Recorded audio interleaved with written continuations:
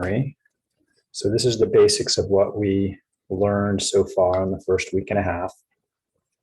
The next thing we have are these graphs abstracted from the unit circle onto a different XY coordinate system.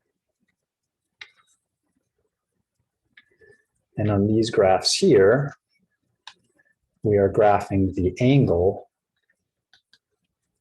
versus, say, the sine of the angle.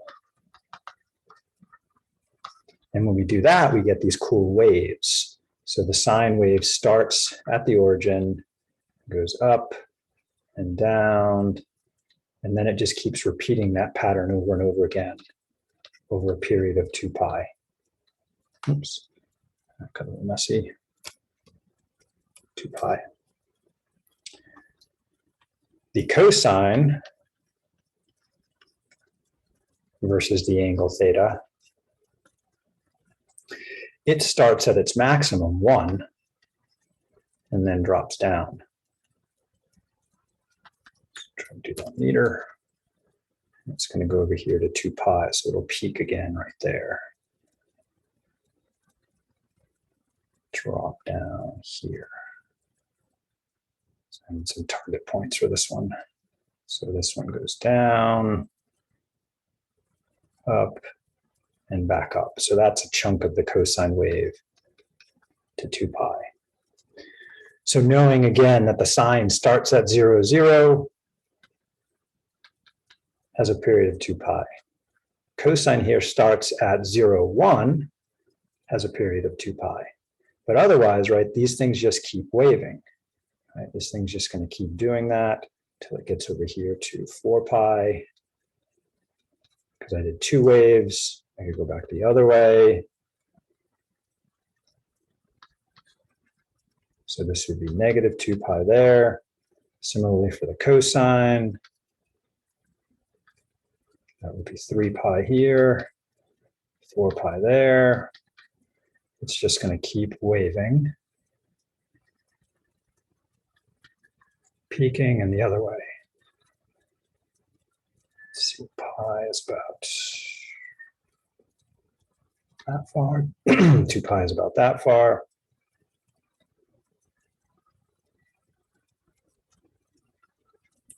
And the key is the cosine is this rubber stamp right here.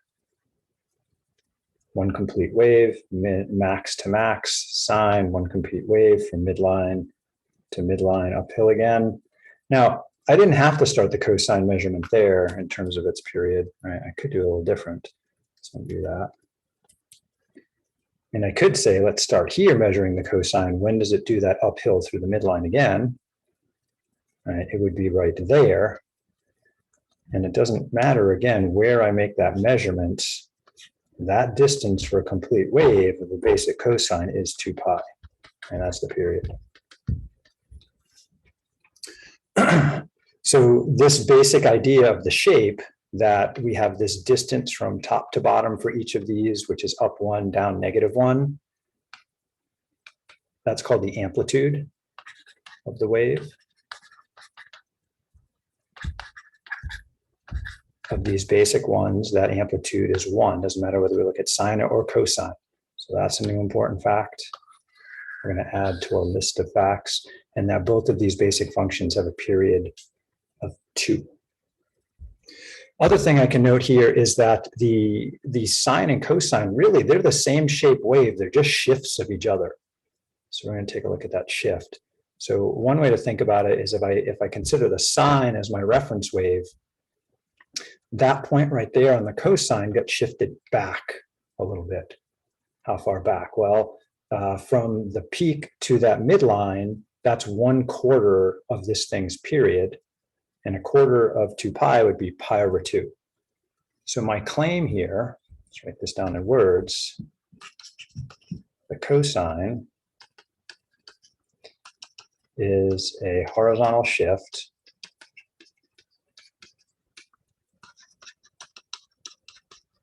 to the left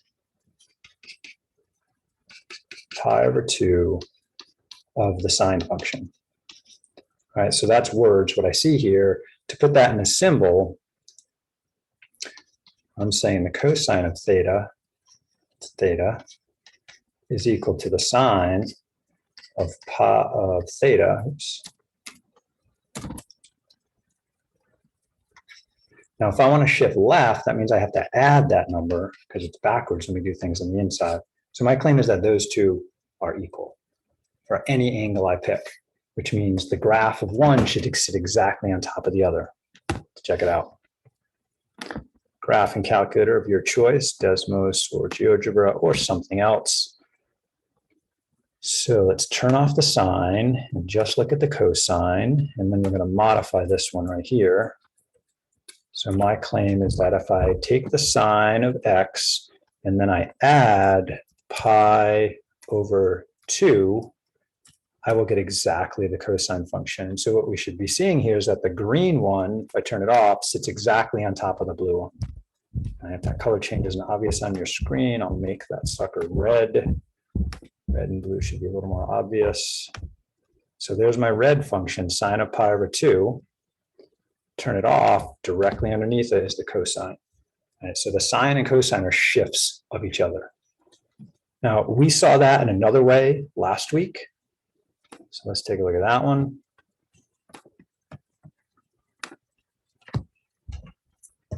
That one came from our right triangle trigonometry.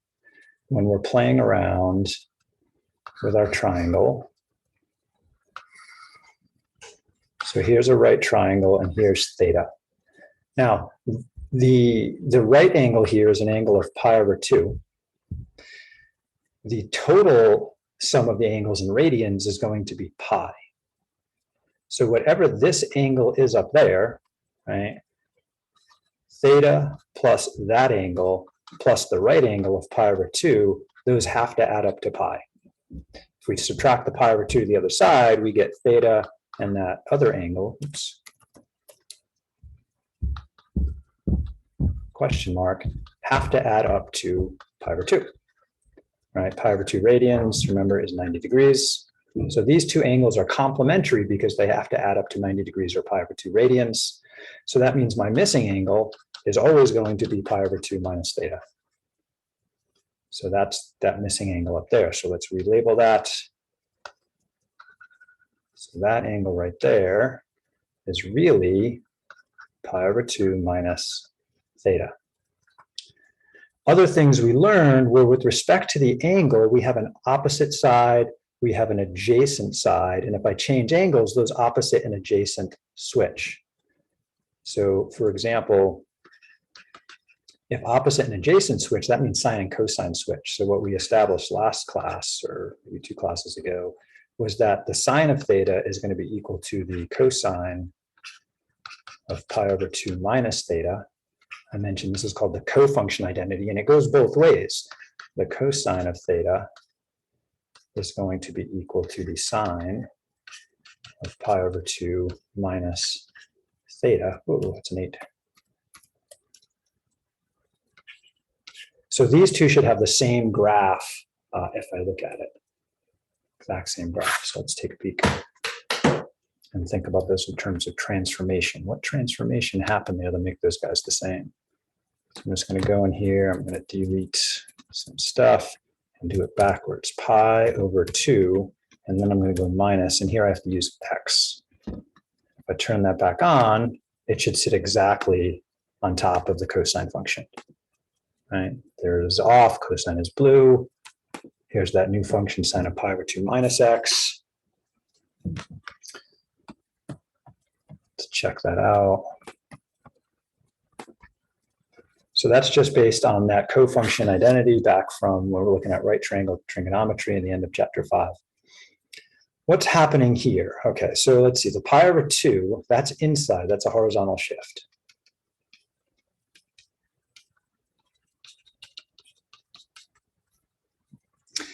The negative with the theta, that's a little bit different. So negative would be a horizontal reflection of some kind.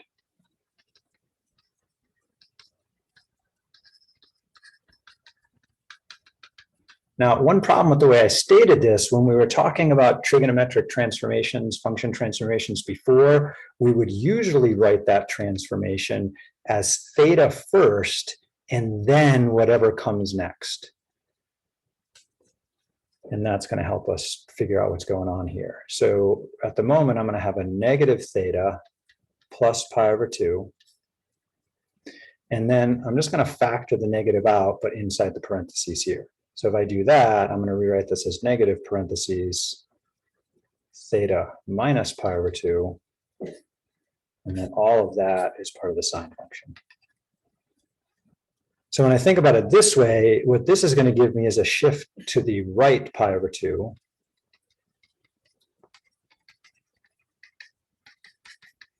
And then this one negative out there is going to give me a horizontal flip.